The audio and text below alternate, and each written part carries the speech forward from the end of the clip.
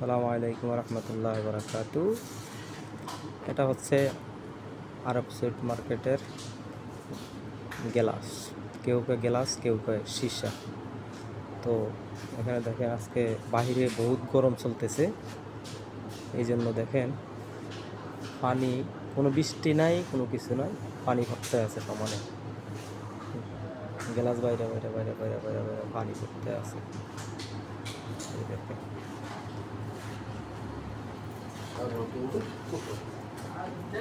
عجيب ده